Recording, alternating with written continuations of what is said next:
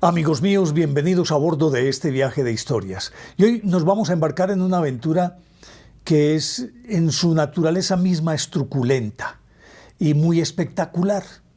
Y obviamente que ha pasado a la historia como uno de los eventos de este corte más clásicos. Pero les hablaré de esto después de invitarlos para que se sienten con sus amistades y compartan y comenten estos contenidos. A ver cómo les parece. Los invito también para que se suscriban en mi canal de YouTube, que es Néstor Armando Alzate, y lógico, ese es mi canal oficial. Denle me gusta, activen la campanita para recibir notificaciones. Y quienes deseen formar parte de mi fanpage de Facebook es Néstor Armando Alzate TV 2021. Pues les decía que esta historia es truculenta por su naturaleza misma y ocurrió por allá en 1630. En aquella época, las mujeres de la nobleza particularmente tenían dos opciones. Podían ser un muy buen partido y entonces para alianzas políticas la casaban con X o Y personaje. Y con él entonces sus padres establecían alianzas políticas o militares.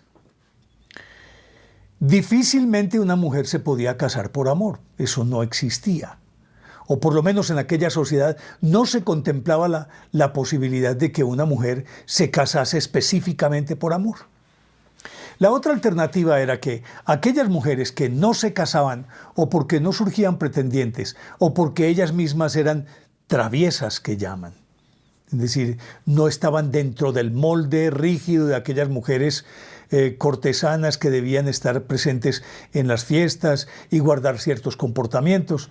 Y de pronto estas niñas, que podrían ser lo que decía traviesas, devaneos amorosos y cosas por el estilo, o que probablemente tenían un hijo sin haberse casado, ya esa mancha no la podía soportar la familia. Por lo tanto, para borrar esa mancha, había que llevar a la niña para un convento. Y por eso aquellos conventos estaban atiborrados de mujeres nobles, muchas de las cuales no querían estar. Había conventos en los que existía una verdadera vocación y las mujeres simplemente se presentaban, hacían sus votos y hacían su vida religiosa. Pero estas eran llevadas a la fuerza, por lo tanto no podían estar a gusto. Y uno de los conventos quizás más socorrido en ese sentido, que había sido inclusive fundado por una sobrina del hombre más poderoso de Francia, del cardenal Richelieu, abrió un convento y lo puso a cargo del convento a las monjas ursulinas. Pues en este convento, en la pequeña población de Ludum, que era un poblado relativamente grande para la época, pero era como el centro de una comarca en la que había muchos señores de la nobleza, varones, marqueses, que tenían sus tierras. Y por lo tanto, allá llevaban a estas muchachitas de las que se querían desencartar, así, diciéndolo abiertamente. Pero también llegaban muchas otras de París y de otras localidades importantes de Francia, porque era exclusivamente para mujeres jóvenes nobles. Tan jóvenes que la superiora, Sor Juana de los Ángeles, apenas contaba 30 años. Y era la mayor de todas, la de mayor edad, y tenía 30 años. Y entonces, naturalmente que ella, al parecer, sí tenía una vocación religiosa. Procedía de la nobleza, pero también existía en ella un cierto resentimiento, y ese resentimiento la hacía una superiora muy dura, muy rígida, muy feroz. Y sus subalternas, en este caso las hermanas, le tenían pánico por sus explosiones de ira. Pues bien, llegó un momento en que el confesor, que era un sacerdote viejito, de apellido Mauzan, murió. Y entonces dijeron, bueno, ¿y quién puede reemplazarlo? Pues había por ahí un abate de una muy buena postura, se llamaba Urbano Grandier y tenía a cargo una parroquia.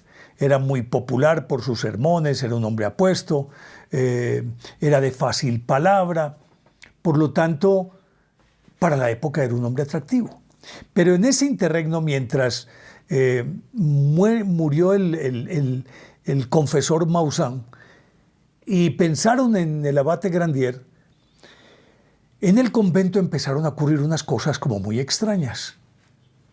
Tal vez sin la tutela del confesor, que era una figura, es decir, era determinante en la vida de los conventos el confesor, porque a la hora de la verdad era quien les decía a las monjas qué era lo que tenían que hacer. Y entonces, probablemente por la ausencia de un confesor, pasaron algunas semanas y de pronto algunas monjas empezaron a actuar de manera muy extraña. Y entre ellas la superiora, Sor Juana de los Ángeles. Pues Sor Juana de pronto tenía ataques de ira incontrolables y abruptos.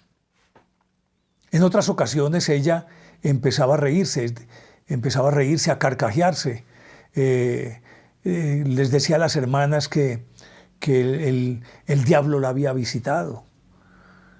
Y tal vez esa misma conducta empezó a contagiar a las demás hermanas. Y de un momento a otro, todas las hermanas empezaron con unos ataques muy extraños, en el que lanzaban gritos, se revolcaban en el piso, lanzaban espumarajos por las comisuras. Y llegó un momento dado entonces que trataron de solucionar la situación y le pidieron de nuevo al padre Urbano Grandier que se hiciera cargo del convento. Y él no quiso esa papa caliente. Entonces, Sor Juana, particularmente Sor Juana de los Ángeles, empezó a decir que el cura Grandier la visitaba de noche, que atravesaba los muros del convento y entraba hasta su celda. Y que, como decían pues los viejos, la requería en amores, es decir, que trataba de seducirla, pero que ella no se dejaba. Y decía que ese era la personificación del demonio, ese Grandier. Por extensión, entonces, las otras monjas también empezaron a ver en todas partes a Grandier. Y Grandier decía, están locas. Sin embargo, llegaron las autoridades, era una época en la que la Inquisición era la institución más fuerte. Y llegaron donde él y le dijeron, venga a ver, amigo, ¿qué es lo que pasa con usted? Y él les dijo, no, esas mujeres están locas. Sin embargo, a él lo apresaron, la Inquisición lo apresó y le comenzó un proceso que, dadas las circunstancias, al parecer no iba a prosperar muy fácil. Grandier demostraba que estaba en la parroquia, que él no había salido a ninguna parte, que cuando decían que él traspasaba muros y llegaba donde estas monjas, él estaba en su casa o estaba celebrando misa, y en ocasiones estaba en otro lado, hasta en París.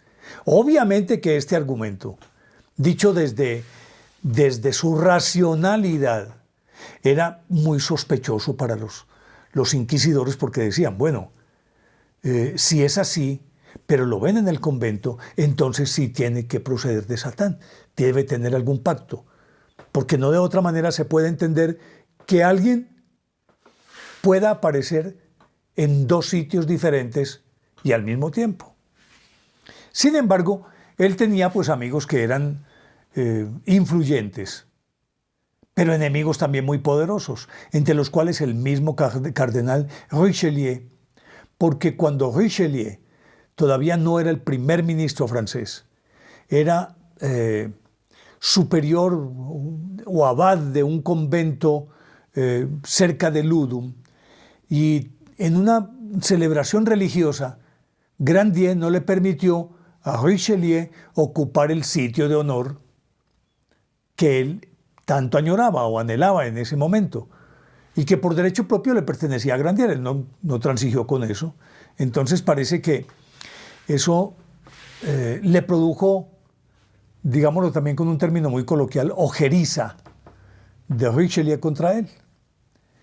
Cuando Richelieu se enteró de esto, dijo, no, ese hombre tiene su cuento, ese tiene su trato con el demonio, con Satanás. Háganle el proceso. Pero aquellos amigos influyentes que abogaban por él, lograron que lo soltaran. Bueno, lo soltaron y en vez de irse, estuvo un tiempo por fuera, pero regresó a Ludum, a su parroquia. Entre tanto, las monjas ursulinas, encabezadas por Sor Juana de los Ángeles, todos los días tenían ataques y en los ataques caían, lanzaban espumarajos. Dicen los curiosos que hablaban de una manera muy extraña, en una lengua desconocida, y que llegaron a escuchar inclusive que la voz que salía de ellas eran voces masculinas, guturales, espantosas. Lo cierto es entonces que vinieron varios exorcistas y comenzaron una serie de exorcismos con ellas. Y las exorcizaban y ellas no salían de ese cuento. Y pasaron varios meses y ellas seguían actuando de esa manera. De pronto se calmaban un poco, pero luego volvían a esas manifestaciones que ya inclusive ni siquiera se daban en el convento, sino que en muchas oportunidades supuestamente ellas salían para ir a la iglesia o a cualquier cosa, o las sacaban del convento y se tiraban en la calle y comenzaban a hacer esos espectáculos tan impresionantes. Y obviamente se daban entonces por poseídas, estaban poseídas por el demonio. Y a pesar de que ensayaron todas las fórmulas habidas y por haber, pues resulta que no se curaban. Pero como eran hijas de nobles, para las autoridades inquisitoriales era muy complicado no solamente juzgarlas, sino luego condenarlas. Porque había una característica con la Inquisición: el que caía en manos de la Inquisición estaba muerto. Esa presunción de inocencia que se supone, a ella tenemos derecho todos cuando se nos hace un juicio o cuando se nos acusa de algo, no existía. Ellos tenían que confesar o confesar. No había más alternativa. Y entonces, si a ellas no las podían procesar, había que tener un chivo expiatorio. Y ellas insistían que Grandier las visitaba de noche y se acostaba con ellas y las violaba. Y que sentían que esa violación era ni más ni menos un demonio. Porque se supone que en la Inquisición una de las características de una relación sexual con un íncubo, porque recordemos que dentro de esa terminología los íncubos son demonios masculinos es decir, que se especializan en violar mujeres. Es decir, que es el sexo para ellos lo más importante. Pero se supone que el semen o la violación es un producto demasiado frío, y ellas decían que era demasiado frío y por lo tanto Grandier era ese demonio. Bueno, pero para aclarar lo otro también, en las mujeres ese mismo personaje correspondiente a las mujeres, esos demonios que son demasiado sexuales, son los súcubos, íncubos y súcubos. Íncubos masculino y súcubos femenino. Entonces, volvieron a capturar a Grandier. Y ya dijo Richelieu, este no se me escapa.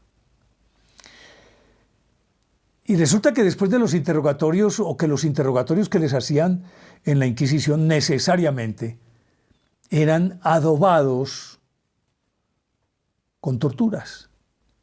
Había una tortura que era strapeum, creo que se llamaba, que le ponían los brazos a la persona por detrás, hacia atrás, se las levantaban y subiéndole los brazos lo más que podían lo ataban a a una cuerda y lo colgaban de un gancho y lo dejaban en el aire con los brazos así. Imagínense ustedes el dolor tan inenarrable. Y si con eso no confesaba, entonces tenían otros que era, por ejemplo, el potro. El potro era que iban descoyuntándolo, jalándole los brazos y las piernas con unos malacates que iban estirando y estirando y estirando hasta que se descoyuntaba. La persona se fracturaban brazos y piernas. Bueno, en fin, es un catálogo de atrocidades lo que hacían con las personas que iban a la Inquisición. Y por eso decía hace unos instantes que el que caía en manos de la Inquisición estaba muerto. Necesariamente lo condenaban, lo declaraban culpable. Porque imagínense ustedes con esas torturas, hombre, canta uno hasta la Marsellesa, confiesa lo habido y por haber, lo que no ha hecho, pues con tal de librarse uno de esa tortura, cuenta lo que le pidan. Y una vez que contó, dice, vio que sí. Y tenían torturas tan refinadas, no puedo pasarlas por alto. Que, por ejemplo, particularmente pues con las mujeres era más asiduo esto, porque también eso tenía como un trasfondo libidinoso pues, por parte de los jueces, que entonces desnudaban a la mujer, la ataban de manos y pies y la tiraban a un estanque. Y entonces, si se ahogaba, era culpable, era bruja. Naturalmente que había como otras condiciones para ver para ver si la persona en efecto sí tenía un pacto o no con el demonio. Y era que buscaban una marca cualquiera en el cuerpo. Y un lunar podría ser perfectamente una marca del diablo. Y si los lunares tenían o eran rugosos o tenían pelo o cosas por el estilo, con mayor razón. Y si no se veían a simple vista porque la gente estaba vestida, desnudaban a la persona y le buscaban por todo el cuerpo cualquier mancha. Por ejemplo, alguien que padeciera vitiligo o karate que llamaban los viejos aquí en Colombia. Inmediatamente esa persona necesariamente era satánica porque tenía esa marca. Y a las mujeres con mayor razón les buscaban en todas partes y particularmente en su área genital, en las nalgas, en su vulva, por todas partes buscaban, o en sus senos, si tenían manchas o tenían lunares, y ya esa era la marca del demonio. Ahí está. Y no podía nadie discutir porque era así. Pues bien, a este Grandier, entonces, lo sometieron a toda clase de torturas, incluidas Strapeum, creo que se llama, y otras más. Y él lanzaba unos alaridos impresionantes. Es que ¿quién puede soportar vejámenes de esas características? En este caso a los hombres. Que afortunadamente no los violaban como a las mujeres porque las torturaban, y mientras los jueces iban a almorzar, los verdugos se encargaban de violar a las mujeres, y obviamente que los jueces sean los de la vista gorda, y era para intimidar mucho más a la mujer y para que confesara más rápido. Lo cierto es que siempre estaban condenadas a muerte porque además o las metían en una piscina con cal viva. Si lograban salir de ahí vivas, entonces eran inocentes, pero ahí morían. Pues a Grandier, en este caso, lo sometieron a toda clase de vejámenes, a toda clase de vejámenes. Y mientras tanto las monjas aquellas seguían con su show, revolcándose en la plaza, en el convento, lanzando alaridos, espumarajos, con los ojos vidriosos o que ponían a bailar los ojos. En fin, era un espectáculo, y mucho más para aquella época. Estamos hablando de 1630. Tenía que ser un espectáculo muy sobrecogedor y muy atemorizante y muy aleccionador. Aleccionador en el sentido de que quien viera eso decía, no, yo no quiero saber nada. Yo más bien hago mutis por el foro, me quedo quietecito y callado porque mire lo que me puede ocurrir. Porque además muchas de las denuncias partían de voces anónimas que lo que querían era apoderarse de los bienes de las personas acusadas, porque una de de las cláusulas, o mejor de las retribuciones que se le daban a los testigos, era que les daban parte de los bienes de aquel, o les entregaban todos los bienes. Entonces alguien le llevaba ganas a una finca, pues, o a una tierra, y acusaban tranquilamente al señor, o a la hija, o a cualquiera, de brujería. Inmediatamente cogían al sospechoso, lo sometían a estas torturas, él confesaba, lo ejecutaban y le daban su parte al delator. Por lo tanto, era hasta un negocio.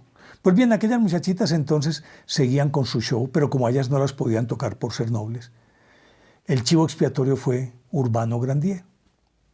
Al final de cuentas, lo condenaron a muerte.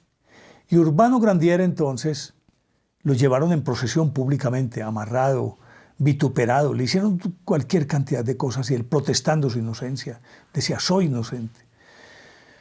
Con todo ello, el tribunal, cuando lo condenó, le dijo: bueno, te vamos a conceder una gracia, y es que no te vamos a subir a la hoguera, sino que primero te vamos a estrangular. Pues vaya descuento que le hicieron, pues. No te subimos a la hoguera, sino que te estrangulamos. Sin embargo, en el momento de llevarlo al sitio de la ejecución, él orando y clamando al cielo, pues que lo ayudara en esa instancia tan difícil, llegó hasta donde estaba la hoguera, y la hoguera estaba encendida. Él creía que piadosamente iban a tener con él, pues por lo menos un gesto humanitario de estrangularlo. No, lo cogieron, lo subieron a la hoguera y le metieron candela, lo quemaron vivo a Urbano Grandier. Fue un espectáculo para todo Ludum.